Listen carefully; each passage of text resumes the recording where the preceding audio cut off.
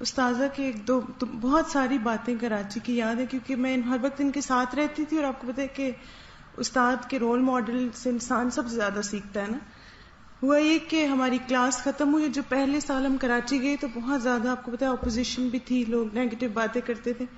تو ایک خاتون آئی نا، اور انہوں نے بہت استاذہ کو برا بھلا کہنا اسٹیج پہ کھڑے ہو کے نا، اور کہتی ہیں آپ یہ کیا کر رہی ہیں اور وغیرہ وغیرہ. بہت مثلا اتنا ہارشلی وہ بولی کہ ہمیں ہو رہا تھا کہ ہم جا کے اس کو چپ کروا دیں.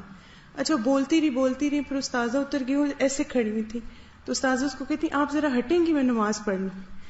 اچھا استاذہ گئی، استاذہ نے نماز شروع کر دی، اور آپ یقین کریں اس عورت کا منہ کھلا ہوا تھا کہ یہ کیا ہوا نا، کوئی جواب نہیں دیا، کچھ بھی نہیں. تو مجھے اتنا اچھا لگا تھا اس وقت، میں نے کہا کہ واقعی یہ صبر کی عملی شکل ہے نا. عموماً یہ ہوتا ہے کہ ہم صفائیاں پیش کرنا شروع کر دیتے ہیں یا ڈیفینسو ہو جاتے ہیں، لیکن خاموشی سے وہ مجھے بہت مزہ آیا کہ استاذہ نے کہا ہٹیں کی سے میں نماز پڑھ لوں. کیونکہ قرآن میں یہ سکھایا گیا نا وَاسْتَعِینُوا بِالصَّبْرِ وَالصَّلَاةِ. اس طرح میں کلاس لے رہی تھی تو مجھے کسی نے کلاس کے بعد اٹھی، تو ایک ہماری بہن ہے کراچی میں ہی ہوتی ہے، آئی کہ تو ان کی آنکھوں میں آنسو، کہتے آپ کے بیٹے کو چوٹ لگی اور اسے ہاسپٹل لے کے گئے ہیں. تو میں کچھ کر رہی تھی یا کوئی میٹنگ کر رہی تھی کچھ، ان کا اچھا. تھوڑی دیر میں لمحے کے لیے رک کے میں نے دعا دل میں پڑھی، اور اس کے بعد میں نے اپنا کام شروع کر دیا.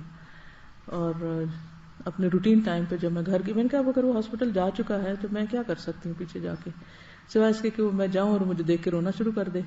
کیونکہ بچے ویسے بالکل صبر حوصلے میں ہوتے ہیں، لیکن جب مائیں نظر آتی ہیں تو وہ لیٹ جاتے ہیں اور وہ چیخنے چلانے لگتے ہیں. لیکن جب انہیں پتا ہو کہ اس قسم کی ان کو کوئی پیمپرنگ ہونی کوئی نہیں، تو وہ پھر اپنے آپ کو سنبھالے رکھتے. میں بچپن سے جب بچے چھوٹے ہوتے تھے، جب بچہ گرتا تھا تو میں ادھر دیکھنے لگتی تھی، خود اٹھنا سیکھے. ہم کب تک ان کو اٹھاتے رہیں گے، مشکل ہو جاتی ہے نا. تو بہرحال جب میں گھر گئی تو وہ ہاسپٹل سے آ چکا تھا، تو بھاگتا بھاگتا آ کے میرے ساتھ چمٹ گیا. وہ نشان آج تک ہے، اس کا کٹ لگا تھا کافی سارا. لیکن یہ ہے کہ تو زندگی میں خود پرسکون رہنا سیکھیں. لوگ نہیں بدلیں گے، نہ ان کی عادتیں بدلیں گی، وہ آپ کو تنگ کر کے پریشان کر کے خوش ہوں گے. بہت سے لوگ یا خود فرسٹریٹ ہوتے ہیں، پریشان ہوتے ہیں، تو وہ آپ کو ساری فرسٹریشن آپ پہ نکالنا چاہتے ہیں. نکال لیں. اب یہ جس مذکورہ خاتون کا ذکر ہو رہا ہے وہ اس لیے نہیں آئی تھی کہ وہ مجھ سے کوئی حل چاہتی تھی یا مجھ سے کوئی جواب چاہتی تھی. پتہ چل جاتا نا باتیں کرنے والا، وہ صرف اپنی فرسٹریشن نکالنا چاہتی تھی. انہوں نے نکال لی، میں نے سن لی، بات ختم ہو گئی. اب مجھے نماز پڑھنی تھی، میں نماز شروع کر دی. اسی طرح بہت سے لوگ، آپ کو اگر کوئی نعمت مل رہی ہے، خوشی مل رہی ہے، آپ پرسکون ہیں، تو وہ آپ کو سکون تباہ کرنا چاہتے ہیں. اور خاص طور پر شیطان لوگوں کے پیچھے لگ جاتا ہے کہ جو دین کا کام کر رہا ہے اس کو بے سکون کر دو، اس کو اتنی باتیں سناؤ، اس کے اوپر ایسی ایسی غلط تنقید کرو کہ وہ اتنا پریشان ہو کہ اپنا کام چھوڑ دے. جب انسان اللہ کے فضل سے یہ تہیا کر لے کہ جو مرضی کوئی کر لے، میرے ساتھ میرا اللہ ہے، کوئی نقصان نہیں دے سکتا، نہ کوئی میرا رازق ہے نہ میرا کوئی مالک ہے، میں یہ جو کچھ کریں یہ اللہ کا کام ہے، اللہ کا وعدہ ہے، وہ خود اس کی حفاظت کرے گا. تو جب کبھی بہت زیادہ تنگ ہوتے ہیں نا حالات، تو میں کہتی ہوں اللہ تعالیٰ، عبد المطلب نے اپنے اونٹ لیے تھے، چلے گئے تھے اور کہا تھا یہ تیرا گھر ہے، تو خود سنبھال اس کو. تو اللہ کا کام ہے نا، اللہ کا وعدہ بھی ہے، ان تنصر اللہ ینصرکم. اگر ہمیں یہ سعادت ملتی ہے کہ ہم اللہ کی مدد کریں، اللہ ہماری کرے گا، ضرور کرے گا، کیوں نہیں کرے گا. وہ اپنے دشمنوں کی مدد کرتا ہے، ان کو کھانے کو دیتا ہے، دوستوں کو نہیں دے گا، کیسے نہیں دے گا. تو ہر قسم کے حالات میں، چاہے کوئی بیماری ہو چاہے کچھ ہو، اس میں یہ گر سیکھ لیں کہ آپ نے کس طرح پرسکون رہنا ہے. وہ آپ کے اندر کا ٹھہراؤ یا اپنے اندر کا اطمینان جو ہے وہ باقی رہے، باقی سب چلتا رہے گا. اور آپ اپنے رب سے اس حال میں ملیں کہ فرشتہ یہ پکار لے کر آئے، یا ایتھا النفس المطمئنہ ارجعی الی ربک راضیۃ مرضیہ، وہ اس کے لیے تیار رہے کہ مجھے نفس مطمئنہ کے طور پر دنیا سے رخصت ہونا ہے. اب جب میں پلٹ کر پچھلے دن میں اپنی صفائی کر رہی تھی، شیلفوں کی شفٹنگ ہوئی، ادھر کی بہت ساری چیزیں اکٹھی ہو گئی، تو میں اب تھوڑا تھوڑا کر کے چیزوں کو سارٹ آؤٹ کریں. جب میں پچھلی چیزیں، کوئی خط ہیں، کوئی کچھ ہے تو میں پڑھتی ہوں، میں سوچتی ہوں ان کی کیا ویلیو ہے، ان کی کیا حقیقت ہے.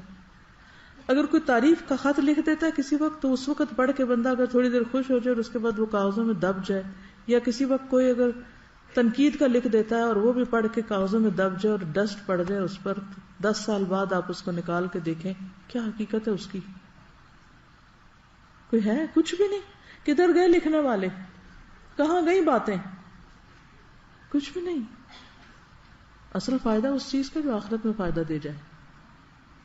اس لیے پریشان ہونا چھوڑیے، اور جب یہ یقین آ جائے کہ تکلیف اللہ کی طرف سے ہے. قرآن پاک میں بھی آتا نا، ما اصاب من مصیبت الا باذن اللہ ومن یؤمن باللہ یہد قلبہ واللہ بکل شیء علیم. جو بھی مصیبت آئی ہے اللہ کے اذن سے آئی ہے، اس کے اذن کے بغیر آ ہی نہیں سکتی تھی. اچھا اللہ نے اجازت دے دی تجھے مجھ تک پہنچنے کی، تو وجہ ہے کوئی، ضرور کوئی اس کے پیچھے مقصد ہے. وہ سمجھنے کی کوشش کرو. اللہ میرے دل پہ حکمت القاء کر دے کہ مجھے سمجھا دے کہ یہ ہوا کیوں. جیسے حضرت ابراہیم علیہ السلام نے کہا تھا نا، رب ارنی کیف تحیی الموتى، اللہ مجھے دکھا دے تو مردوں کو کیسے زندہ کرے گا. قال اولم تؤمن، ابراہیم یقین نہیں؟ قال بلا، کیوں نہیں، بالکل ہے.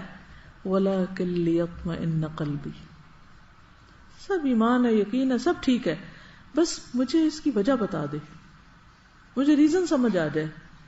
لیطمئن قلبی، تاکہ میرا دل اطمینان میں آ جائے. تو یہ جو اطمینان ہے قلب ہے، اس کو ہاتھ سے نہ جانے دیں. تو اس آیت سے مراد کیا ہے کہ جب مصیبت آتی ہے تو انسان یقین کر لیتا ہے کہ مصیبت اللہ کی طرف سے آئی ہے، پھر اس پر اللہ سے راضی ہونے کا اظہار کرتا ہے کہ اللہ میں راضی ہوں، میں آپ سے ناراض نہیں ہوں. اس سے اللہ تعالیٰ بندے کو ایسا ایمان، ایسی ٹھنڈک دل کی نصیب کرتا ہے کہ اس کی لذت وہ ہر وقت اپنے دل میں محسوس کرتا ہے. اور آپ کو پتا ہے زبان کی لذت تو ہم خرید سکتے ہیں بازار سے، دل کی لذت نہیں خرید سکتے کہیں سے. یہ آتی ہے مشکلات پر صبر کر کے، اللہ سے پر امید رہ کر. اور پھر اللہ کا وعدہ ہے ان اللہ مع الصابرین، جو صبر کرتا ہے اس کو اللہ کی مدد حاصل ہو جاتی، اللہ ان لوگوں کے ساتھ ہے. اور پھر واللہ یحب الصابرین، اللہ کو صبر کرنے والے پسند ہیں، اللہ ان سے محبت کرتا ہے. جب آپ صبر کرتے ہیں اللہ آپ سے محبت کرتا ہے. اس سے بڑی کوئی چیز چاہیے کہ اللہ آپ سے محبت کر رہا ہو؟ بہت بڑی نعمت ہے. اور پھر آخرت میں کیا ملے گا؟ انما یوفی الصابرون اجرہم بغیر حساب. یہ کیسے ہوتا ہے؟